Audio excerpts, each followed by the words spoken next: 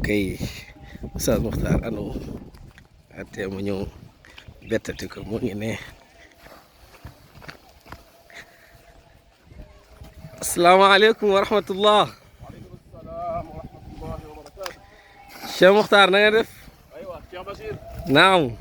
yaa ngi may tooñu di ma bettati. waaw tey de bettati naa la dafa mel ni yaa ngi ci waat de. allahul mustaan waaw. alhamdulilah Oustaz tey dafa am beneen su'aal boo xamante ni. waaw. mun naa ni jotoon naa la koo laaj ci ginnaaw waaye tey damaa ñëwaat ni faw ma laajaat la ko rek. waaw. dañoo gis ni tool bi dafa am ay meññeent yu wuute. wallaahi wallaahi. ñu gis ni ba tey benn ndox moo leen di roose. te bokkuñu caf ka bokk. allahu akbar allahu akbar wallaahi Cheikh Bachir wax nga dëgg Cheikh Bachir loolu day xam naa ni nga ko waxee rek yaakaar naa ni def nañ ci man ñaari vidéo sax waaye yàlla seede na ni ba léegi loolu day liggéey ci suñu bopp. subhanallah nga gis ni xoolal mango mu ngi nee papa yaa ngi nii limon moo ngi nii lii naanaa la nga gis meññeent yi nekk ci biir yëpp mel na ndox mee leen di roose allahu akbar sinwaan wa gayru sinwaan yusqaa bi maa in waahid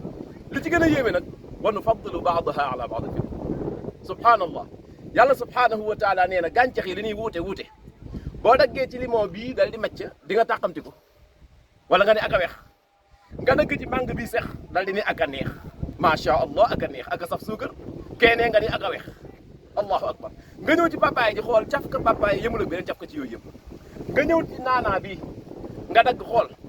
subhanallah xoolal mbantimaar gee moom it ndox mi koy roose nga jëg ni mbantimaar caf ka gi amul geneen caf ka xoolal ngeer gaa gi nane nga gis ni ngeer gi moom it yëmul ak kenn ci gaa yi allahu akbar yàlla ni yii yëpp maa koy roose ci benn ndox mi benn caf ka bi yàlla mënoon naa dogal Cheikh Bachir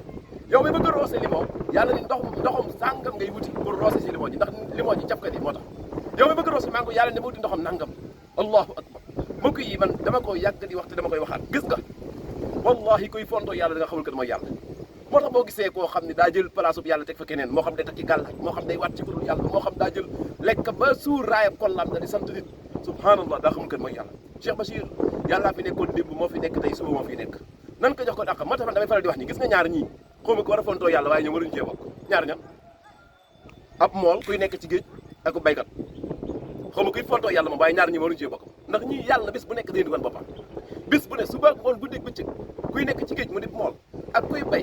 ñaar ñii xaw ma kan mooy fontoo yàlla waaye ñoom waruñu cee bokk yàlla ñu yàlla dimbali ban man koo xam kan mooy kan ñu jox ko àq sax ci dee ci yàlla dekkal nu ci àtte nu ci dugal nu ci jannaatun tajri min tahtiha al-anhaar Cheikh Bachir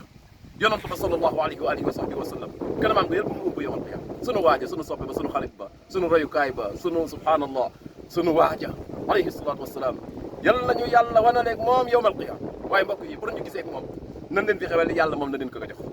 wassalaamu aleykum wa rahmatullahi